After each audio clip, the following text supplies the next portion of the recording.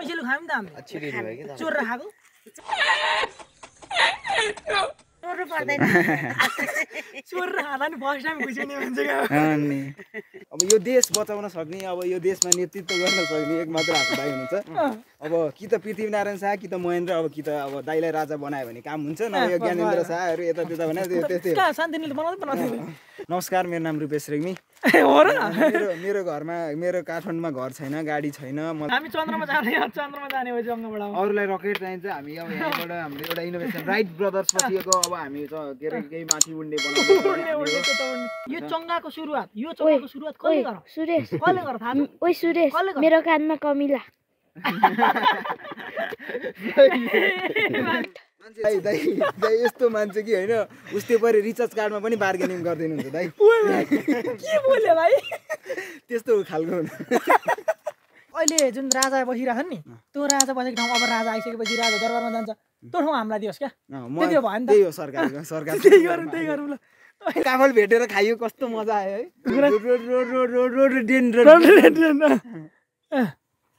के अरे भन्छ एकचोटि भन त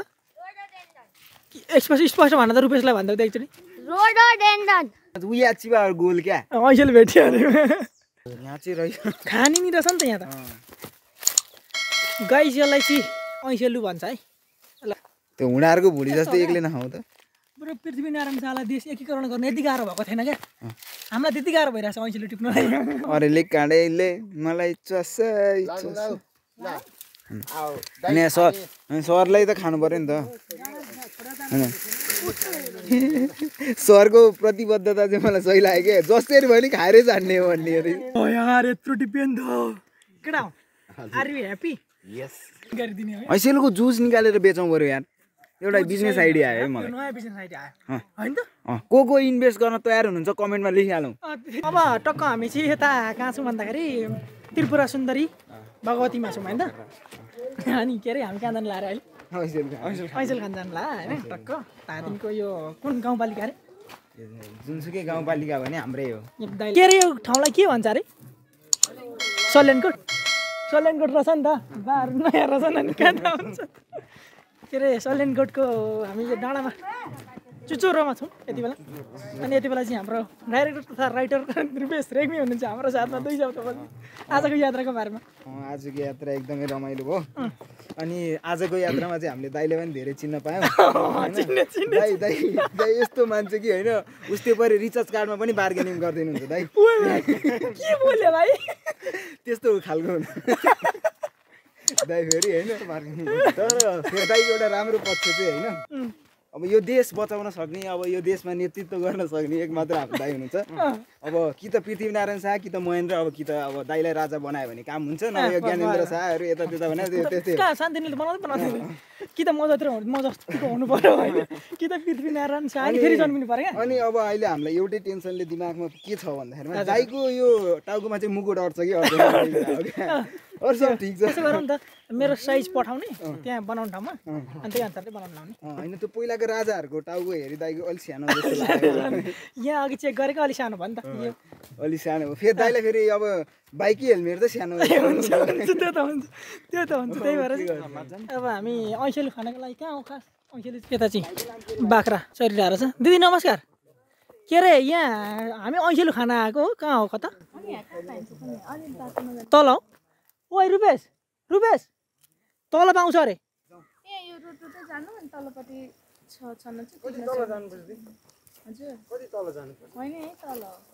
काफल कहाँ पाउँछ काफल त्यहीँ पाउँछ फ्रीमा खानु पाइन्छ कि पैसा दिनुपर्छ ए ल धन्यवाद दिदीको माइत चाहिँ कहाँ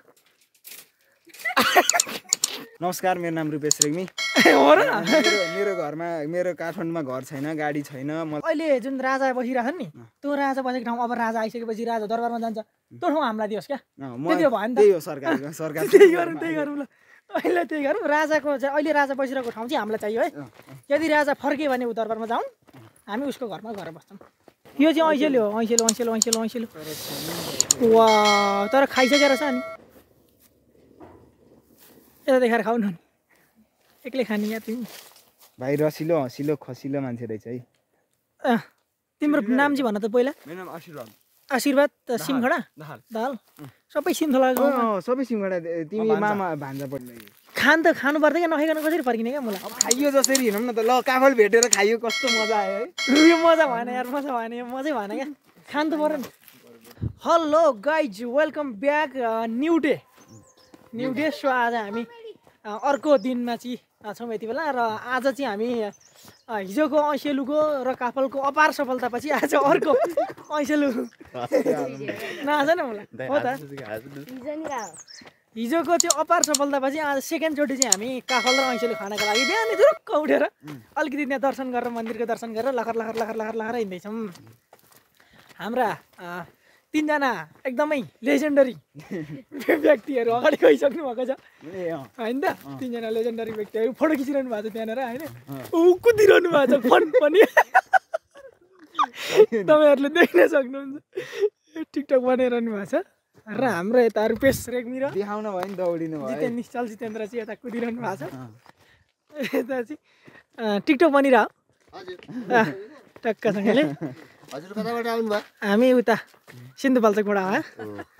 सिन्धुपाल्चोकबाट हजुर कता गोर्खाबाट गोर्खाबाट आउनुभयो उहाँहरू अब हामी चाहिँ के अरे के खोज्नु गाडी ऐसेलु ऐसेलु हिजोको हाम्रो काफल खोजाइको अपार सफलतापछि ऐसेलु यी भेटिसक्नुभयो अनि यी उनी नलागेको साह्रै राम्रो छ नि त ऐसेलु यो त अलि कम फलेको भेटी छ अलि धेरैमै जाउँ धेरैमै जाउँ हामी के हो धेरैमा जाउँ शान्ति नतिर आए लाग्दैन काफल टिपाईको अपार सफलतापछि असफलतापछि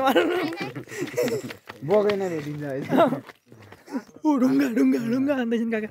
ढुङ्गे युगका मानि हानी त हाले नि कमिलालाई हो ठ्याक्कै लगाउनु हुँदो रहेछ यार तपाईँले ओइमा डेङ्की डेङ लगाउँछन् त नि अपराधी नै रहेछन् गोर्खाकै मान्छे रहेछ अपराधी नै रहेछन् पृथ्वीनारायण शाहकै मान्छे रहेछन् यार अमला चाहिँ नखाउँ है अरू खायो भने के हो खाउँ अमला त खाइहालौँ बरु काजु बदाम खाऊँ how feeling was yesterday Literally that made me very pleasant. That was very pleasant moment. Best अनि के भयो भन्दाखेरिमा चाहिँ it's become and अनि के भयो भन्दा it's become very words. Yes, I can. Actually, it's running and English is a very difficult language in the world. So I can talk to you English language. I can talk to. I can speak. गर्दै जाँदा I am very excited. गर्दै जाँदा I am very excited. Yes. But kids.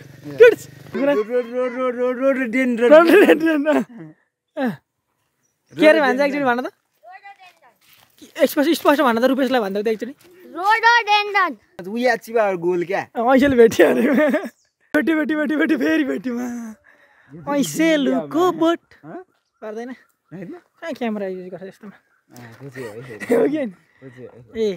यहाँनिर चाहिँ यस्तरी भेट्यो है ऐसेलु धेरै रहेछ त ऊ माथितिर आई गट इट हो कि होइन कस्तो खतरा छ यहाँलाई आमा कति धेरै त यहाँ चाहिँ रह्यो खाने नि रहेछ नि त यहाँ त गाइस यसलाई चाहिँ ऐसेलु भन्छ है यसलाई ऐसेलु भन्छ नदेखिँदो रहेछ नि त सबै झरिसक्यो नि त नि कहीँ कसैले टिप्नु नसकेर छोडेर जाने जातै यस्तै हो अक्करमा फल्ने हैन ऐसेलुको अपार के भन्छ होला प्रतीक्षामा हुनुहुन्छ ऐसेलुको ब्रान्ड एम्बेसडर हो उहाँ प्रतीक्षामा हुनुहुन्छ यता चाहिँ ऐसेलु टिममा पाइन्छ कि भनेर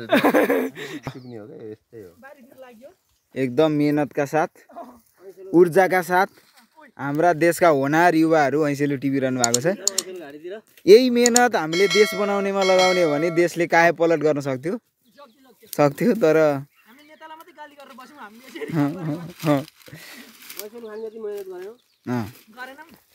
त्यति मात्रै गर्दा भए देश अहिले कहाँ पुग्यो सिङ्गापुर भइसक्थ्यो त्यो हुँडाहरूको भुडी जस्तो एक्लै नखाउँ त बरु पृथ्वीनारायण शाहलाई देश एकीकरण गर्न यति गाह्रो भएको थिएन क्या हामीलाई त्यति गाह्रो भइरहेछ ऐसेलु टिप्नलाई अरेले काँडेले मलाई अनि सरलाई त खानु पर्यो नि त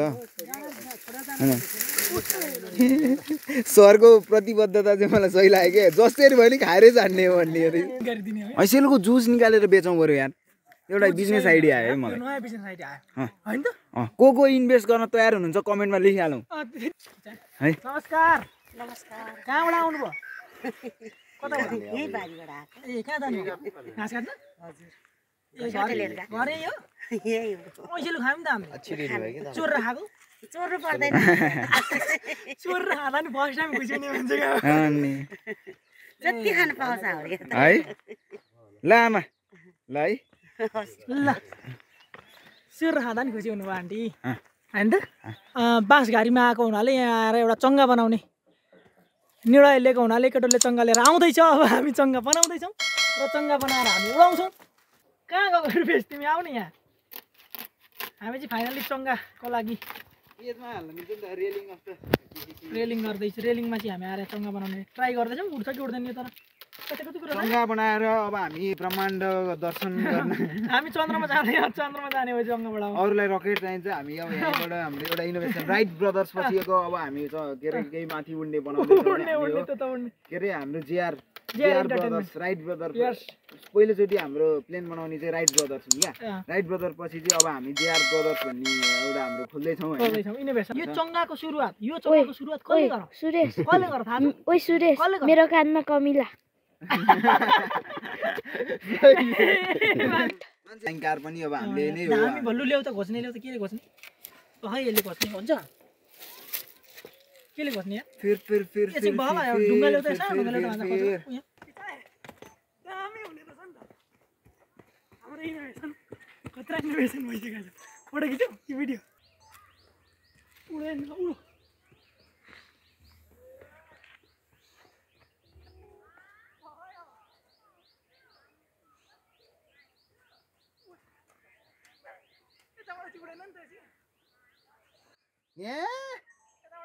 कट गर भएन यार